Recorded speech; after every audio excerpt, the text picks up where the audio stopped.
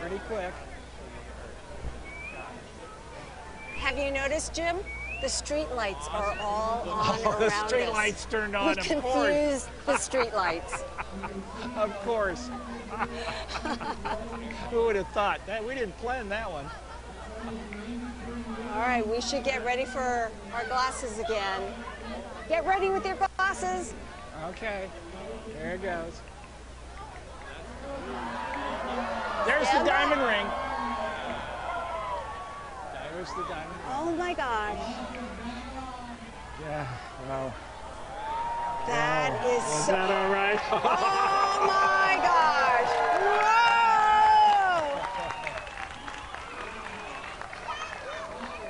Oh, that's brilliant. All right. Wow. Okay, glasses back on. Too brief. Too brief. Too brief. Okay. We're going to have to wrap this up pretty soon, Jim. That was incredible. Way too brief. Yeah. Way too brief. We got a minute 50 seconds. Yeah. That was all we had. Why is it that some parts of the country get a little more than we do? Well, it has to do with the curvature of the Earth also. And so the shadow is at various altitudes. You could go up at a higher altitude and get also a great view too. Well, this was a real treat. This was fantastic. So Idaho Falls has had its total eclipse. The next one is coming in 2252. We won't be here, but we hope NASA will. Back to you. Gay Hill, that's Gay Hill from NASA's Jet Propulsion Laboratory. Gay, I'm jealous. I'm telling you, I'm jealous. So Alex, explain again that diamond. Well, so the last bit of sunlight, when you see it at the very beginning, is when the last bit of the sun, the crescent, shrinks down to a little tiny bit. And at the same time, you can see a ring of the corona around it, so that makes the ring, and then that bright bit of crescent gives you the diamond. So when it reappears, you get the same thing. The last bit of corona is a ring. The flash of the sun is the diamond, giving you the diamond ring. It's a beautiful, beautiful sight. And real quick, and then I'm going to ask you a question because there was something going on here in Charleston. The planetary, Jim Green said something about Venus. This is really cool for planetary science because you can see other planets, right? Absolutely, and as a matter of fact, one of our missions through the WB-57 aircraft are studying Mercury, which is very, very close to the sun.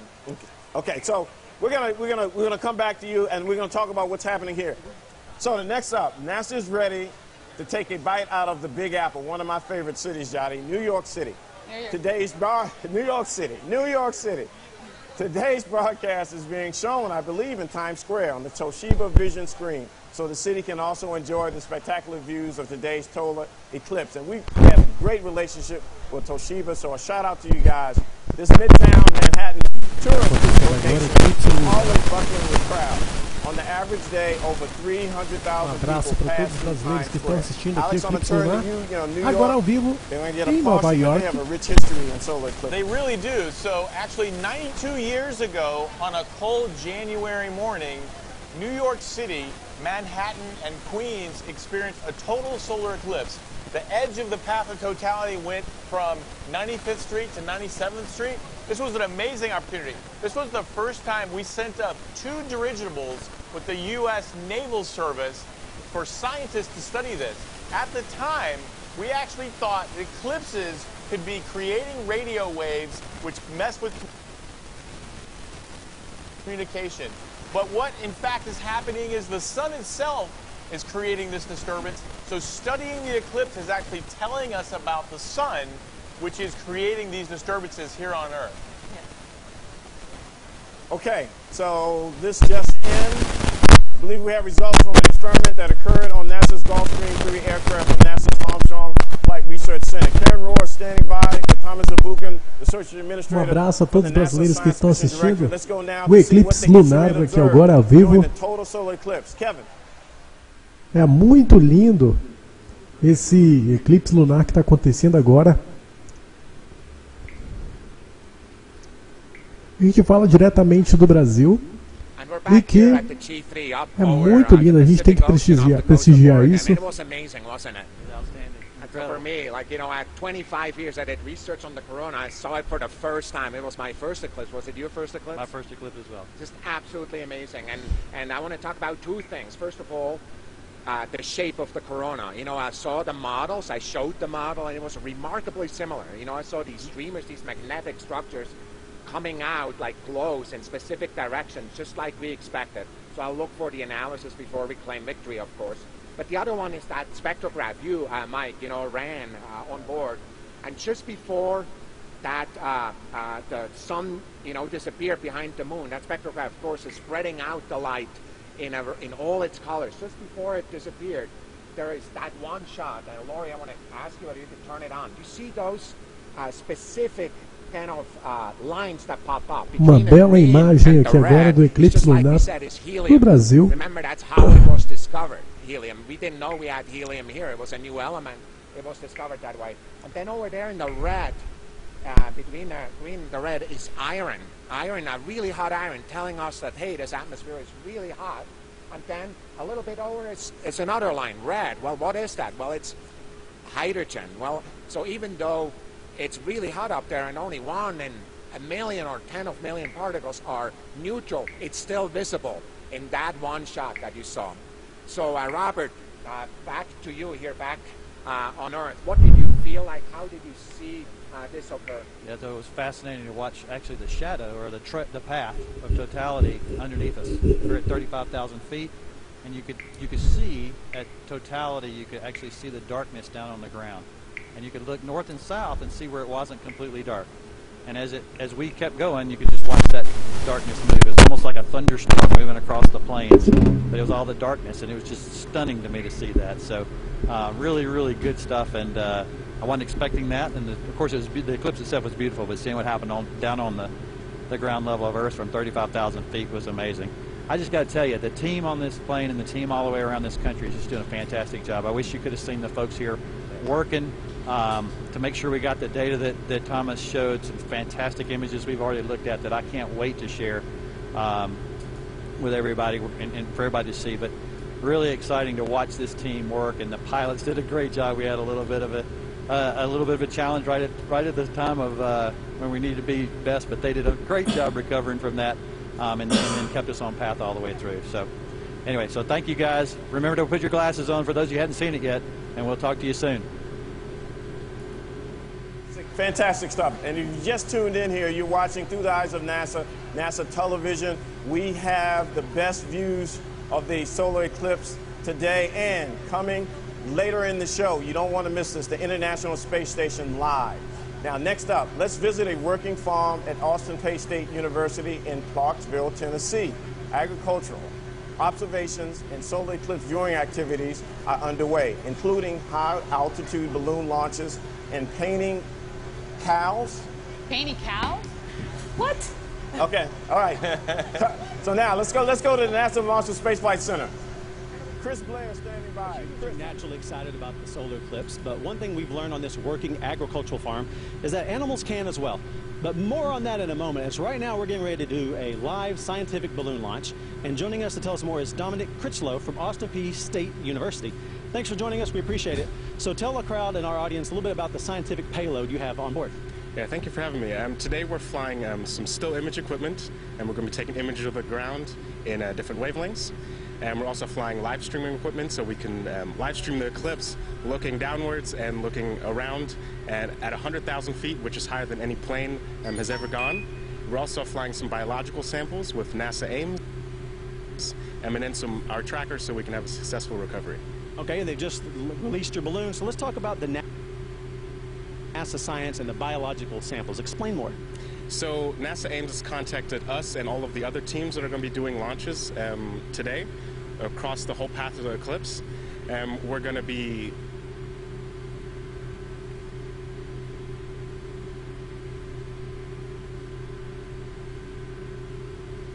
all have a little chip of biological samples on there, that are going to go up in the stratosphere, which is a similar atmosphere as we would see on the Martian surface. So we're doing some Martian studies, which is really interesting and cool.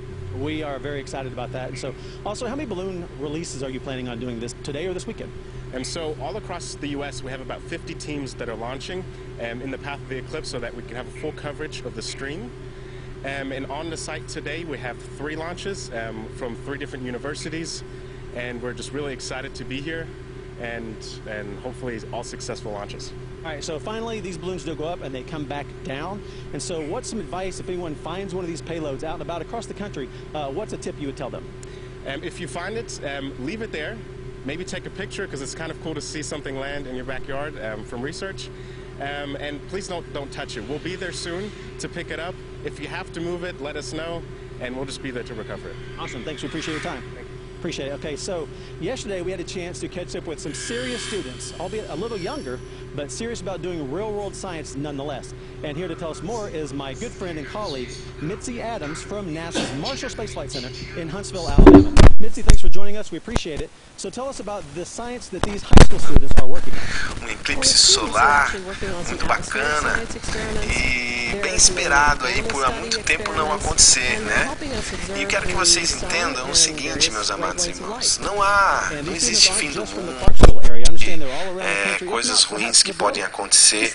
Quem está no amor, quem está na luz, tem que ter segurança. Não precisa ter medo. Medo é falta de confiança em nosso Pai Criador. E eu gostaria de pedir para vocês que veem meus vídeos que não julguem os livros pela capa, não julguem os vídeos pelos títulos, né, pelas palavras utilizadas. Procurem dar atenção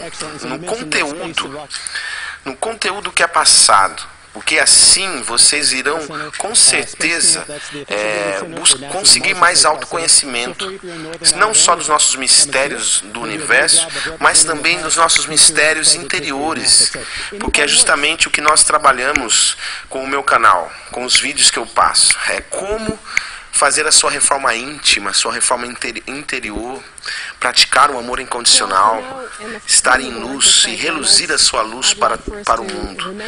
Então, meus amados irmãos, neste vídeo aqui, irei passar para vocês aqui algumas cidades e horários que vai acontecer o eclipse amanhã, tá? Para que vocês possam estar por dentro.